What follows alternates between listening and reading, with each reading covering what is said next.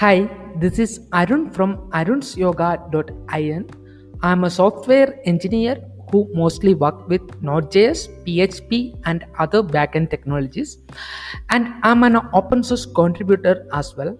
I'm a tantric by birth in a family which is passing tantric wisdom from generations to generations from past 2000 years of legacy, and got lucky to travel across India and got chances to study under various gurus from different backgrounds and disciplines. You could connect with me in arunsyoga.in. Here I'm helping you to design a divine lifestyle which is based on Vedic astrology, tantra, and other yogic system of understanding.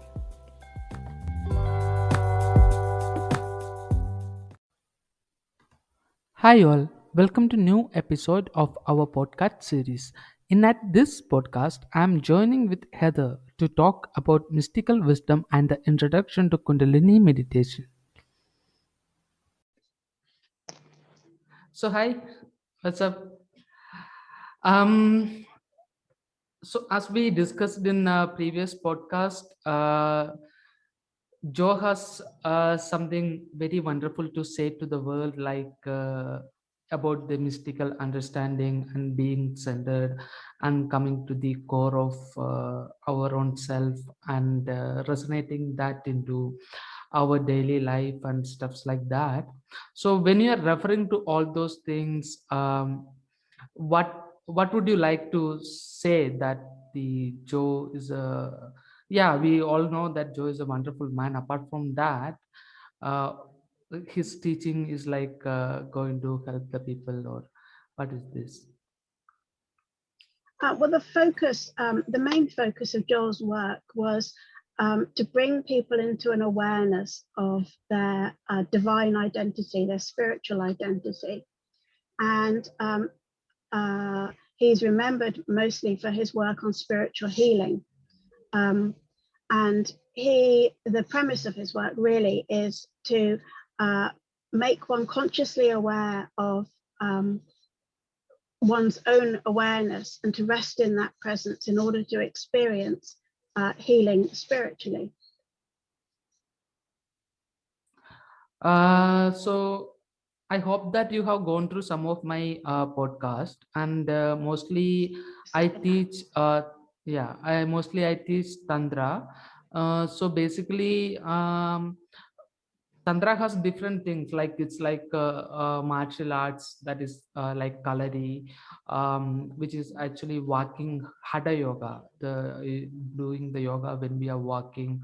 And the kama sutra is the part of tantra, that is like orgasmic understanding to divinity, like using a partner to get into divine understanding. um, Also there is astrology is there, understanding the energies of our body and how we can actually use that energies into a particular way to reach the higher potential or the higher energies.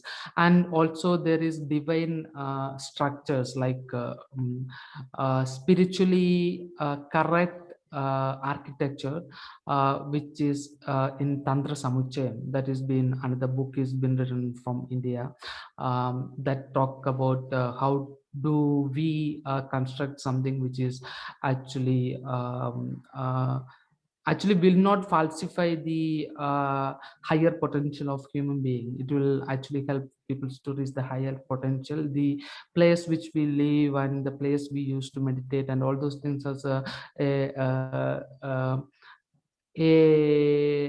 push or a role in spiritual development that is been spoken in Tantra Samchayam. So by said this, uh, how do you see, does it contradicting Smith work, or does it complementing the Smith work, and how does it? Well, I wouldn't say that it contradicts Joel's work. Joel took a very different approach to helping people become aware of their spiritual identity. He encouraged people to move away from anything that we experience through the five senses, to just becoming aware of that invisible part of ourselves, maybe through meditation, and resting in that presence and letting it do the work. So rather than attempting to reach the divine through physical energies, mental energies, anything that we can experience through the five senses, Joel encouraged us through his teachings to simply go within, maybe to listen, maybe to be aware of that invisible part of ourselves, and let it do the work, simply to rest in that presence. So in that regard, it's quite different to Tantra, but I would say that the teaching certainly complements the Tantric wisdom. So one thing is like when I'm listening to Joe's words, actually I can understand he is like talking from the heart, like he is talking from that particular experience. It's like Yeah, a transcendental person. I can understand from his words like he is actually transcended beyond the body and mind, and he's actually, when he is speaking, he's actually speaks from the heart. By said this, when I am listening to his teaching, like yeah, Christian teaching, which is like a Semitic religion that is actually uh, classifies what is right and what is wrong, and there is 10 commandments and things like that. And when Joe is speaking about the something which is actually genderless, which is actually formless, and that is beyond morality and existence and things like that, yeah. I felt like it's slightly contradicting, or maybe he's coming into a dilemma of uh, um, the Semitic teaching. How do you reflect to this? Semitic, do you mean Jewish teachings when you say that, or that the contradiction between Christian and Jewish teachings, or Semitic semantic? I religion, didn't. Semitic Right. religion, which I referred by, like any religion which is actually classifies what is good and what is bad. Mm, Like some religions will classify this is for instance, in Bible there is 10 commandments, like this yeah. is the way we have to live, because that is the good deed, and if we do the good deed there is certainly bad deed, so there will be Satan, Mm. you know. And so any Well, Joel, religion which classifies what is right and what is wrong, I refer to Semitic religion. I see. Okay. Well, um, uh, Joel taught that the true reality, the only absolute reality of existence, is pure consciousness. Um, and you and I have spoken before about the fact that in order to articulate that, we can be very caught up in language. And obviously, the divine can't be expressed completely in language, in words. It's something that has to be experienced to be known. And that's what Joel encouraged people to do, to go beyond having an intellectual understanding of God to having an actual experience of God. And so he taught that the only absolute reality is pure consciousness, that invisible part of ourselves, that life force within us that constitutes our being. But he said that as a sort of, I like to think of it as a patina over the top of consciousness, a mirage, something that's images and sensual experiences that are superimposed over, appear to be superimposed over consciousness. And we have an awareness of that, which is our sensory experiences through the five senses. And we look out on a world through our five senses and believe things are separate and apart from us, even though what we're seeing, the substance of what we're seeing, is our own consciousness. That's all there really is. And we look out at these things which we believe to be separate and apart from ourselves, and then we judge them. We deem them to be good or bad. We fear some things, we desire some things. And this is what causes the whole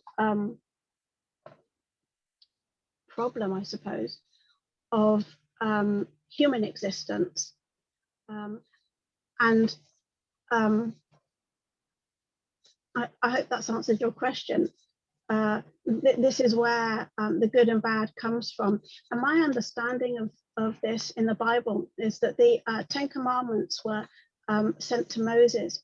But Jesus in the New Testament taught that, that there's a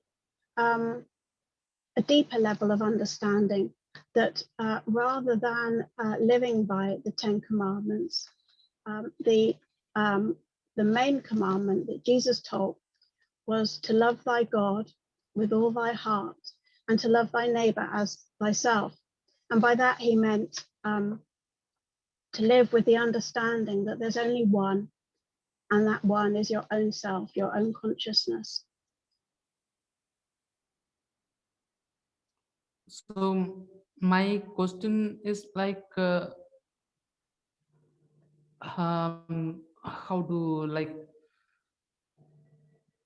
so when Joe speaks from out of the biblical reality or the biological teaching, does his teaching is actually contradicting with the uh, biological teaching? That's what I'm asking. No, I wouldn't say I wouldn't say that he was contradicting the teachings. He was explaining the mystical interpretation of what Jesus taught, rather than perhaps the way that the Bible has been misinterpreted over the centuries. So you are trying to say that the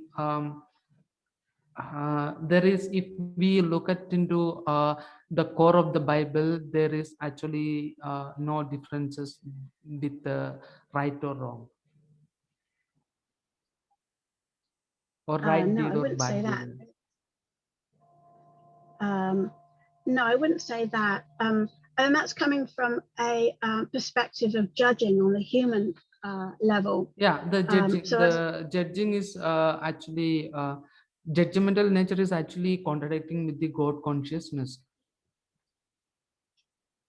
yes, because if we're judging the things that we're seeing through our senses, we're living out of our false identity, rather than resting in the awareness that we really are, which is Yes, our true exactly. identity. Exactly. Exactly. That's what I'm wondering. Like the Semitic religions mostly amplify this false identity by imposing what is right and what is wrong. Well, I can only share with you what Joel had to say about that, which is what I just explained. Yeah. So that was my question. So um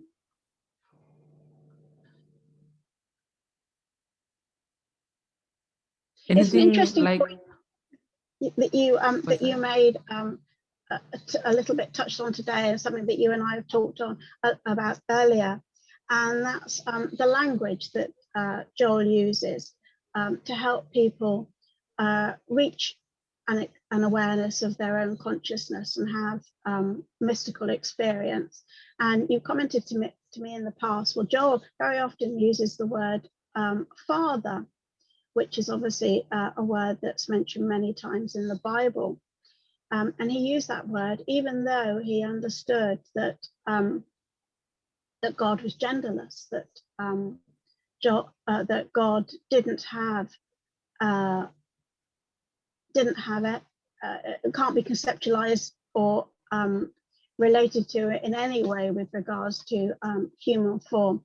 And I looked up Um, I'll show you. This is the most recent of Joel's books. It's called The Government of Edom, published by Acropolis. And I looked up what they say, why they continue to use the word father throughout Joel's teachings, because all of his books were actually transcripts of the talks that he gave that have been edited. And if I read the publisher's note in this one, it says that Joel uses the word varying concepts of God as father, mother, soul, spirit, and he uses them interchangeably when he's talking. And then it says during the 1950s and 1960s, which was when Joel was giving most of these talks, masculine pronouns were commonly used to refer to God. Bear in mind that Joel was an American. So this was a popular way in America at that time in the Christian world to refer to God. Today, such gender bias is disappearing. And it says that while Acropolis book supports gender inclusivity in spiritual literature, the editors have chosen not to alter the masculine pronouns in the book in order to present Joel's teachings as it was originally expressed. So I just wanted to make the point that Joel did understand completely and had an awareness that God was genderless, even though he used these terms in his talks. So some of the words which Joe put forth in his speak is actually to make people to understand that God is genderless to the Yeah, people, absolutely. those who are actually believing that God has a gender. Yeah, he liked to use the word. He mentions it many times during the course of his books. He liked to use the term the infinite invisible, because for him that's something that can't be conceptualized. You can't conceptualize something that's infinite and something that's invisible.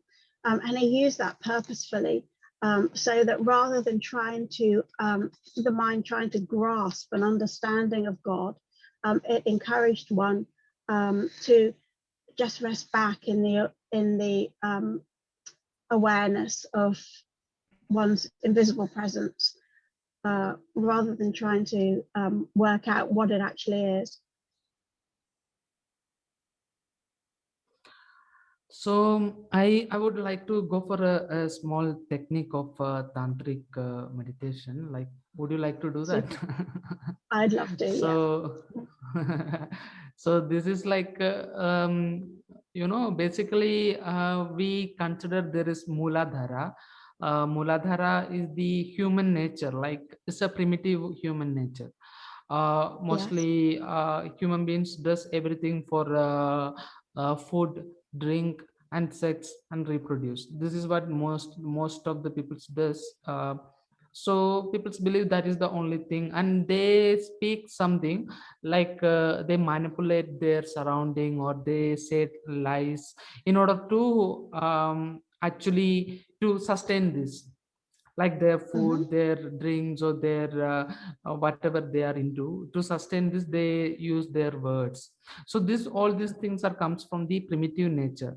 So basically all the spiritual practices, what it does is like it's actually help us to get into higher consciousness. So tantra is most powerful way, like it's a straight sharp knife, like it's like taking an LSD, like it's just smashing everything and going deep beyond. So I would like to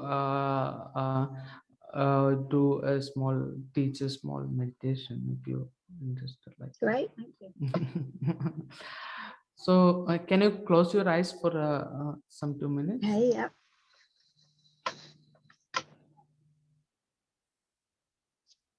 Just close your eyes,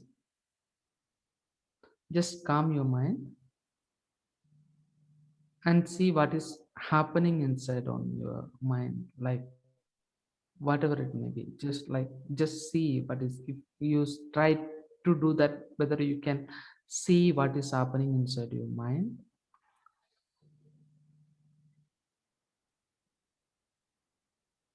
Just don't force any thought into mind, just see.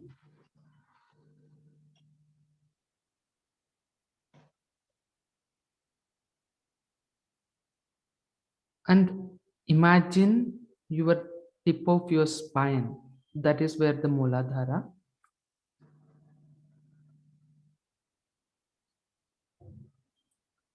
Tip of your spine,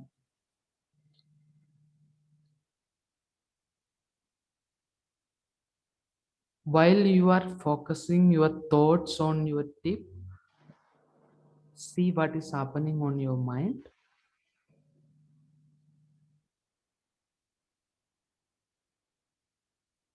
Just observe, don't be get into any trouble or anything, don't force anything, just see what is happening.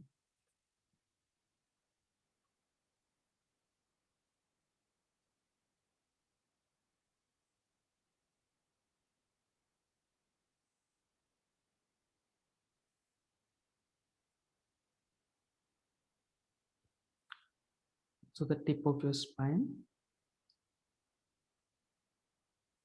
and it starts to buzz. It's buzzing.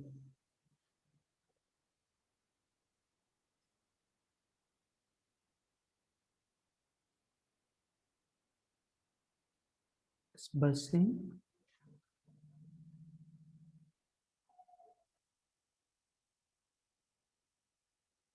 And that buzzing is goes up towards your vertebrae, like buzzing, buzzing, buzzing, and this goes up, coming up, going up, buzzing, buzzing, buzzing, buzzing,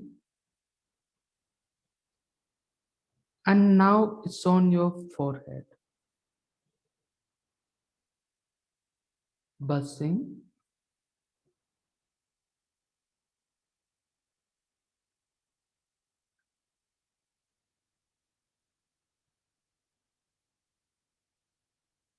again buzzing, it goes up, buzzing, buzzing, buzzing, and now it moves out of your body.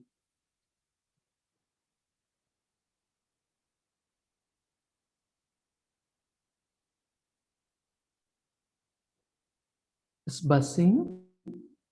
It's like there is a lotus. A lotus is actually coming out from your top of your head. It has 1,000 plus petals. It's unveiling, like one petal, another petal, another petal, another petal. So much light in that lotus. It's buzzing, buzzing.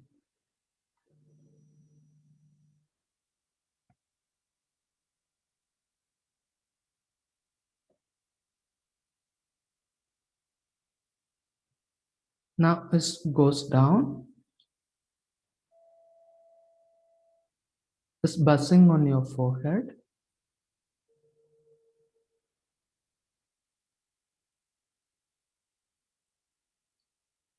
And the lotus is closed now.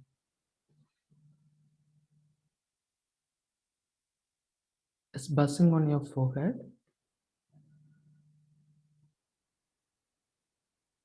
And it goes down.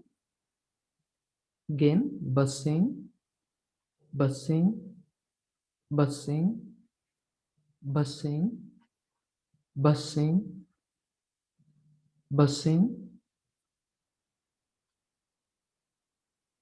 And it is now on the tip of your vertebrae.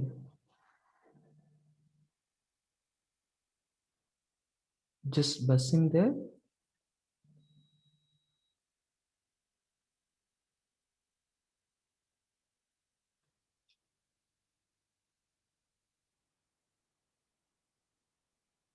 and is rest there, stops there.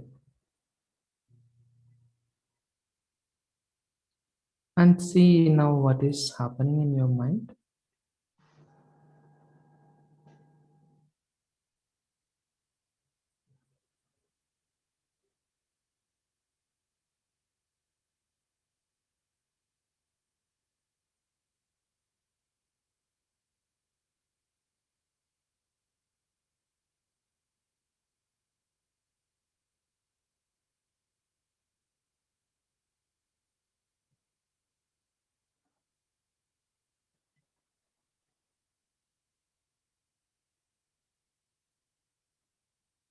Once you feel okay, just rub your hands,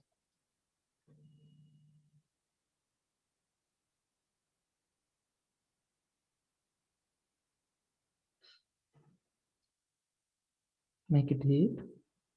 Don't open your eyes.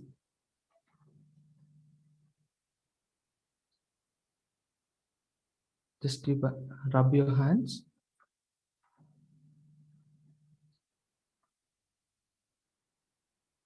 and place it on your eyes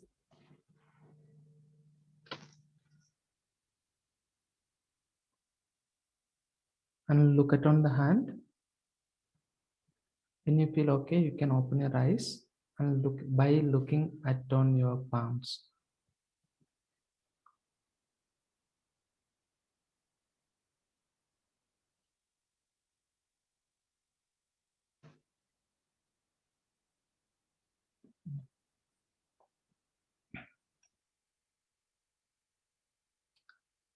So this is actually to give you an idea of what is this tantra is about. It's about this energy that resides in our kundalini, that is the tip of our spine, that is something like looks like, people say it's like serpent, but it has no forms or shape or anything.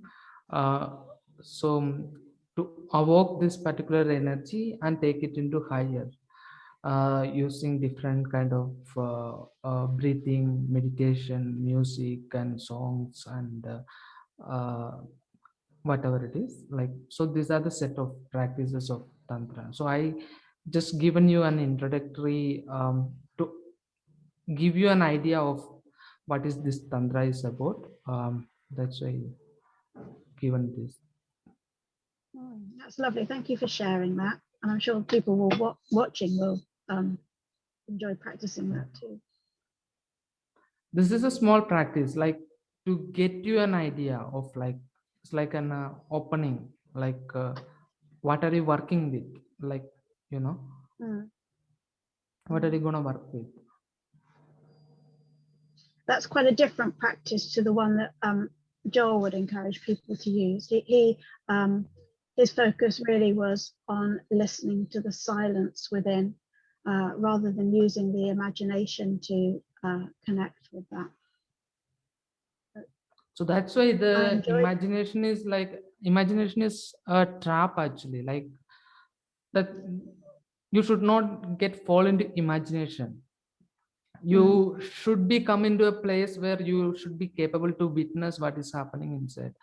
It's like it's not an imaginary thing, because if we say the imagination also needed to evoke, to touch certain parts of our brain, so some different cells will get activated if imaginary power is coming out. Then once we got that, we have to come out from the imagination. It's like people say the kundalini is looks like serpent, but it is not actually serpent. It has no form, and there is no chakras actually in body, but it has 200 and plus chakras are there in body. And it is not sahasrara on the top of the head.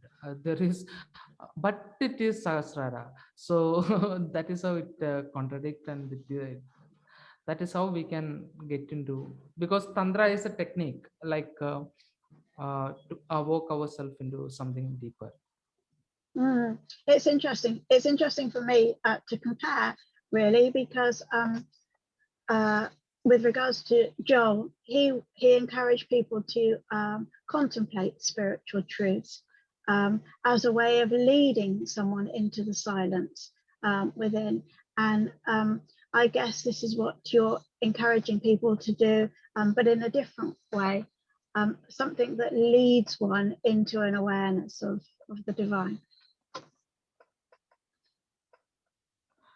So you want to share, talk anything of Joe's work over here, like anything which right now I given you an understanding of what is Tantra is about, and how to begin with and things like that. Um, Mm. so by looking at into this, and you want to give something, like you want to talk Um, anything. well, the only thing that comes to mind is that the main book of Joel's, the one which all the other books sort of stem from, was called The Infinite Way. It's a small book, and in it, the penultimate chapter is called The New Horizon. It's a short chapter, but Joel said that it was the most important chapter out of all of his books because it explains in a very concise way the principles of spiritual healing that he was teaching.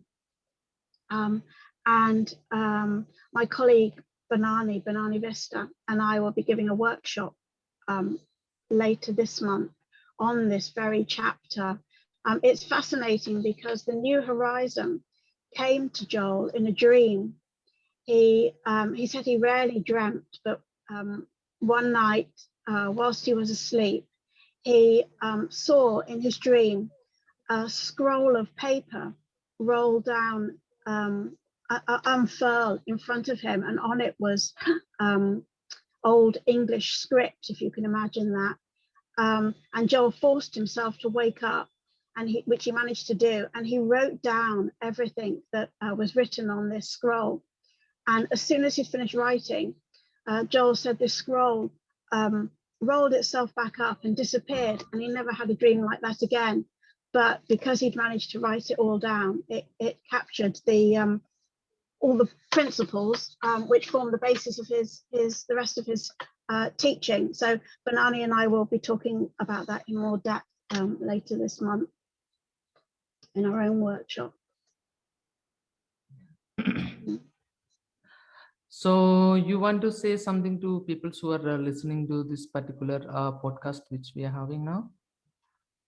Yeah. On any particular aspect of Joel's work? Yeah. Aaron? No, I mean, any what's that? any particular area of Joel's work that you wanted me to comment on? You want to say something right now, like for the people? I mean, we've talked about Christianity. Joel actually Mm-hmm. studied all religions, even though his work mainly draws on the Bible. He did actually study all religions, and he lived in the East for a little, in the Middle East for a little while, and studied there, especially in Egypt. So I think it's important to make people aware that he wasn't just, he was born to non-practicing Jewish parents. And I think I explained to you before that he was very interested in Christian Science.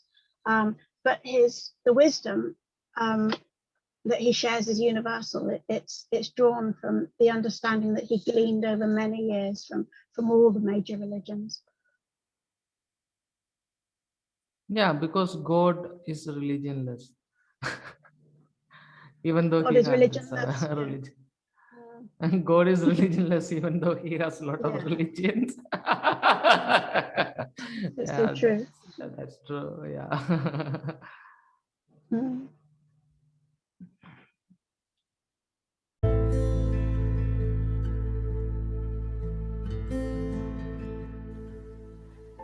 Thank you for listening to my podcast.